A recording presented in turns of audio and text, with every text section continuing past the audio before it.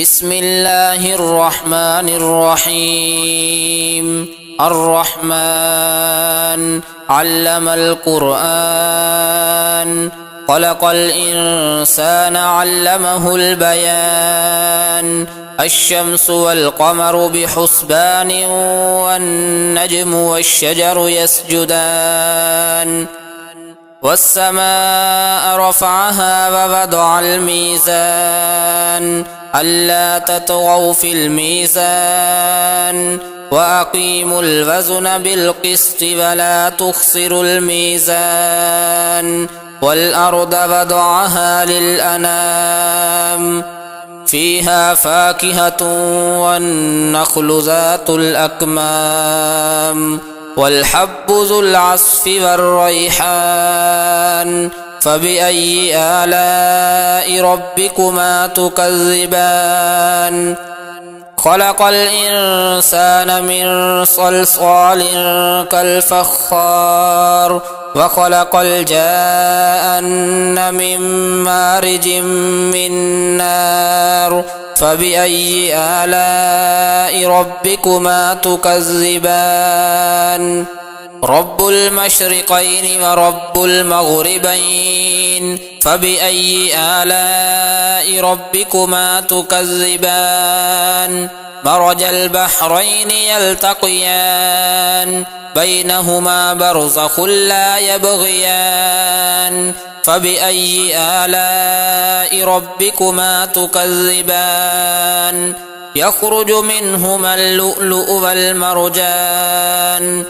فبأي آلاء ربكما تكذبان؟ وله الجوار المنشآت في البحر كالأعلام. فبأي آلاء ربكما تكذبان؟ كل من عليها فان، ويبقى وجه ربك ذو الجلال والإكرام. فبأي آلاء ربكما تكذبان؟ يسأله من في السماوات والأرض، كل يوم هو في شأن. فبأي آلاء ربكما تكذبان؟ سنفرغ لكم أيها الثقلان. فبأي آلاء ربكما تكذبان؟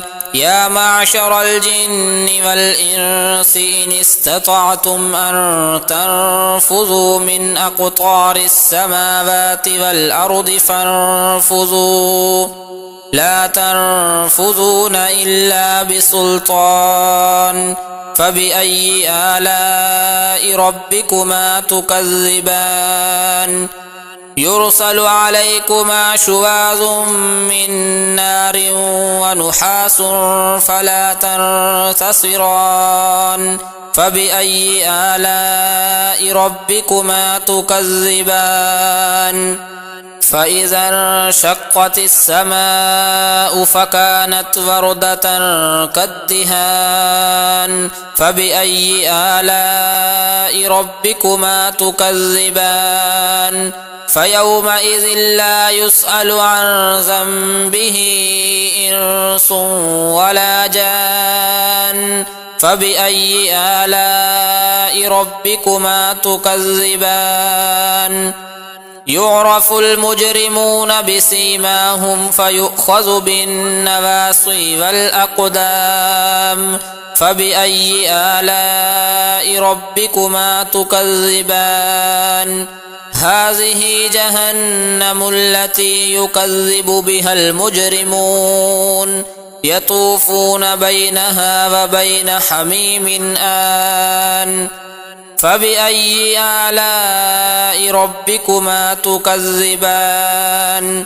ولمن خاف مقام ربه جنتان.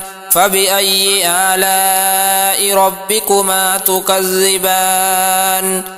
ذواتا أفنان. فبأي آلاء ربكما تكذبان فيهما عينان تجريان فبأي آلاء ربكما تكذبان فيهما من كل فاكهة زوجان فبأي آلاء ربكما تكذبان متكئين على فرش بطائنها من استبرق وجنى الجنتين دان فبأي آلاء ربكما تكذبان فيهن قاصرات الطرف لم يطمثهن إنس قبلهم ولا جان فبأي آلاء ربكما تكذبان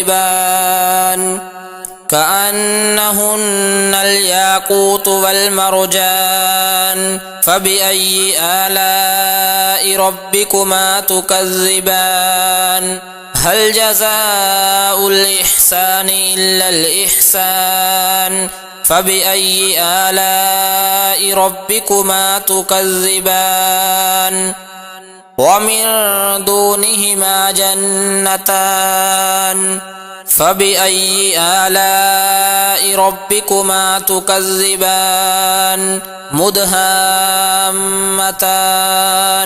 فبأي آلاء ربكما تكذبان فيهما عينان نضاختان فبأي آلاء ربكما تكذبان فيهما فاكهة ونخل ورمان فبأي آلاء ربكما تكذبان فيهن خيرات حسان فبأي آلاء ربكما تكذبان حور مقصورات في الخيام فبأي آلاء ربكما تكذبان لم يطمثهن إنس قبلهم ولا جان فبأي آلاء ربكما تكذبان